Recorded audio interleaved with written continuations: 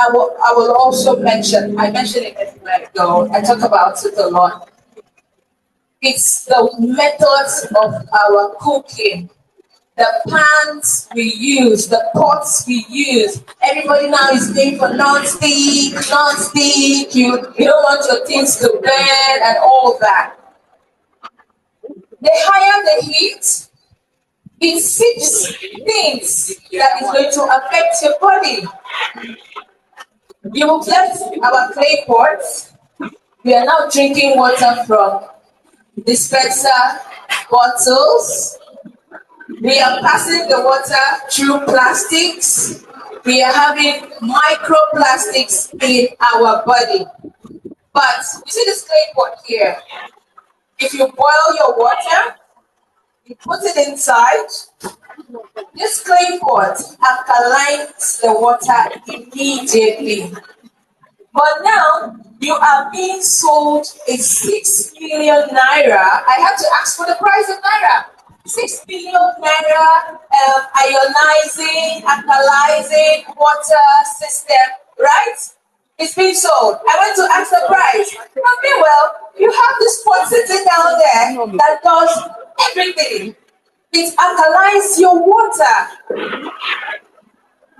It does. This pot has pores.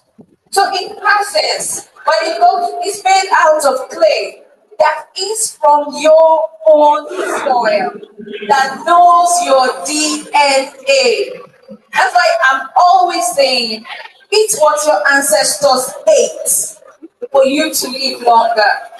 Because the food you eat that your ancestors ate, your body, your DNA recognizes it. But if you jump away and you want to eat like other races, your DNA will be confused. Your body will be what? Inflamed. And we start having a lot of diseases. Somebody will say, I don't eat fufu.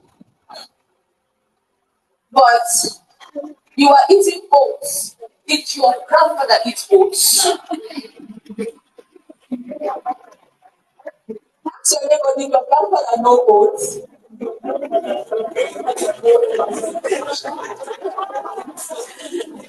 And then we have the fonio, the acha, the kidney beans, the red rice, the what again? Please help me.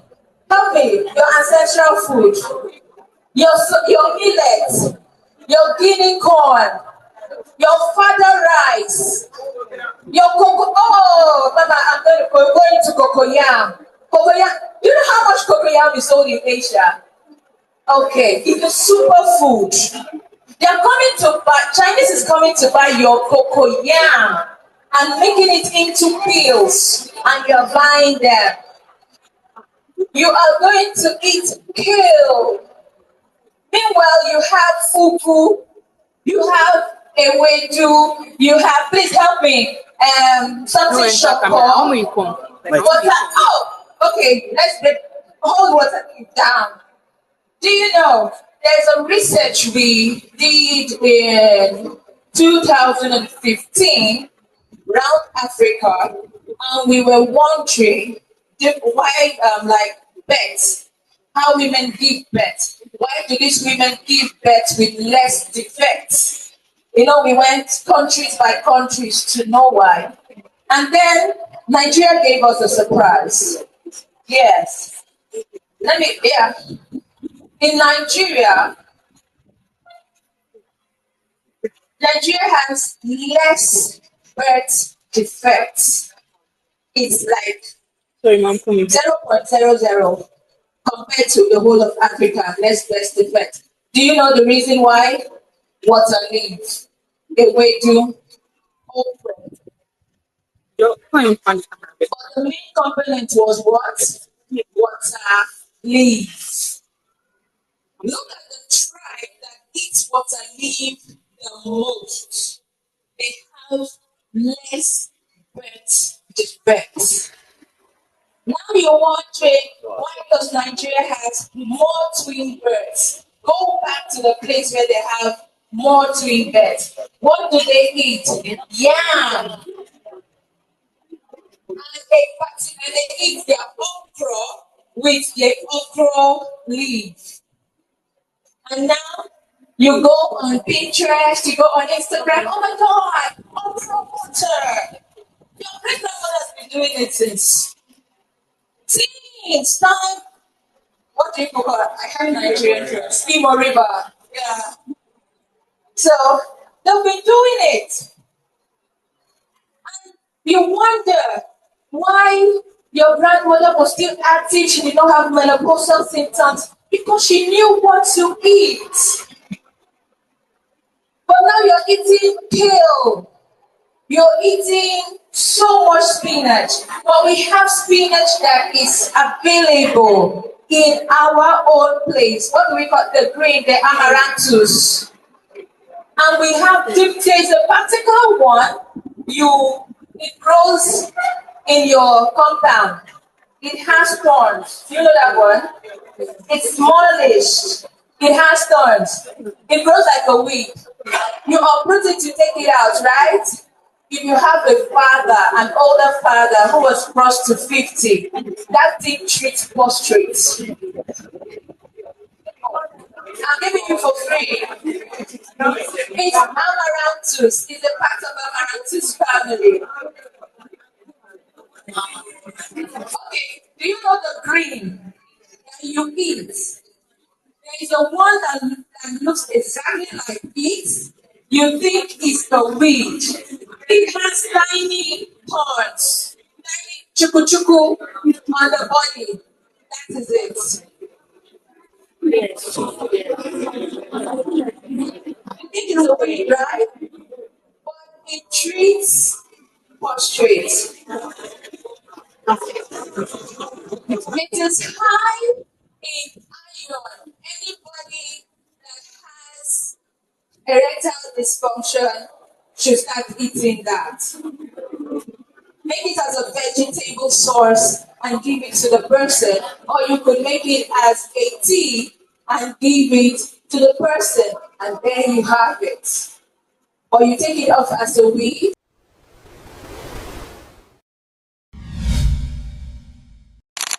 Let's go back to children fever. Your child runs a fever. For instance, this baby now starts running a fever. When he's teething, what do we do? Paracetamol straight. Meanwhile, for every fever you have, your body is fighting something. It shows that you are alive. Your body is at work. If you don't have a fever when you were sick, what our grandparents used to do, they would take you close to a fire. True or false, Mama? They'll take you close to heat for your body to generate heat. If you're looking anemic, you're feeling weak, but your body is not giving a fever, you'll find that they'll put you in a hot room. Maybe they'll put the things in hot clay, hot coals, and cover you. They will steam you up. Have you ever asked why you are being steamed when you were sick when you were little? You've never been steamed. You get steamed. What names do they steam you with for the people who have been steamed?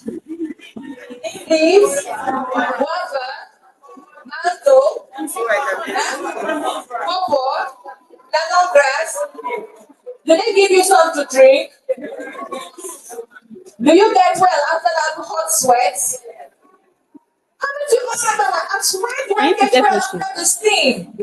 Because your mom has helped. I'm trying to look. Okay, I will describe it. Your mom has helped you, or your parents, your dad has helped your body to push out whatever is trying to make you sick through your largest organ, which is your skin. You are taking it gradually.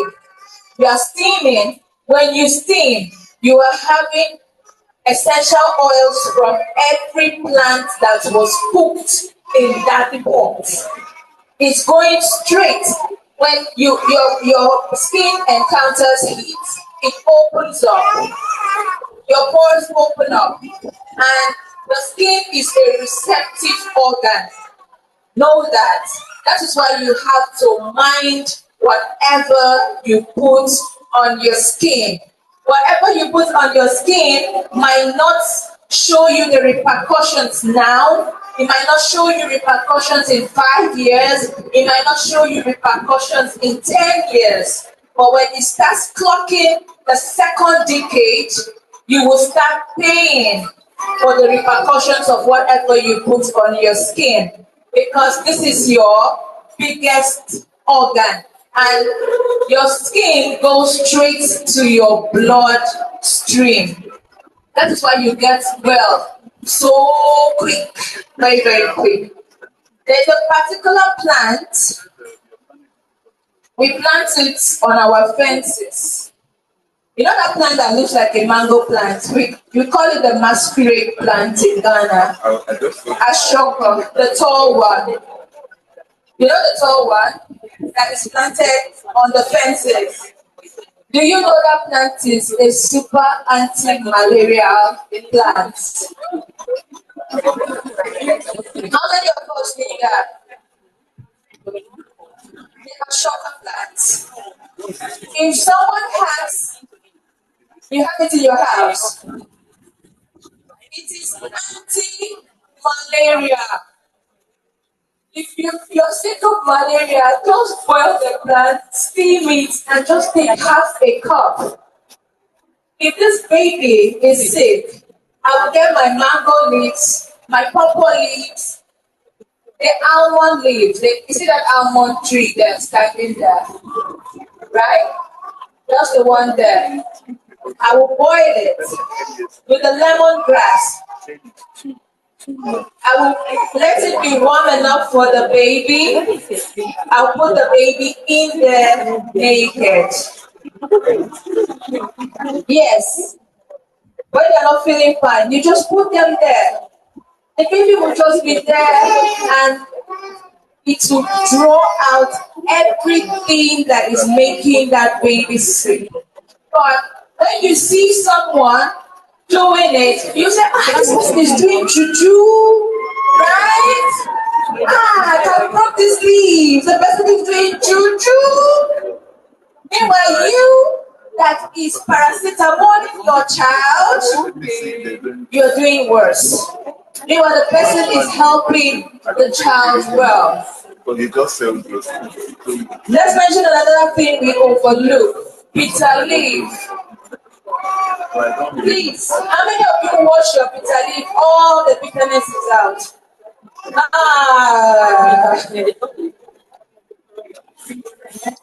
Bitter leaf.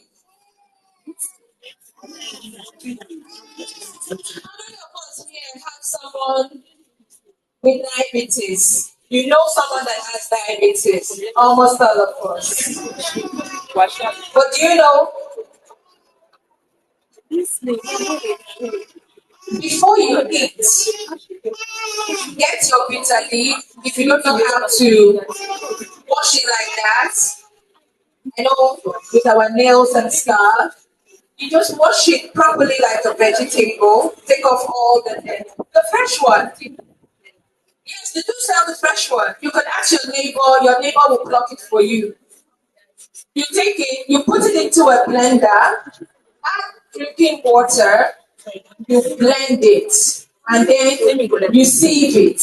You can put a handful or 2 handfuls, then you sieve it. Then you have the bitter leaf juice, right?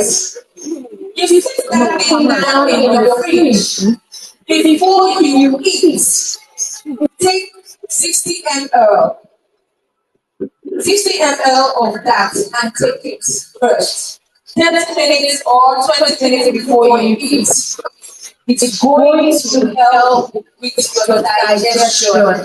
or with any glycemic spikes you're going to have.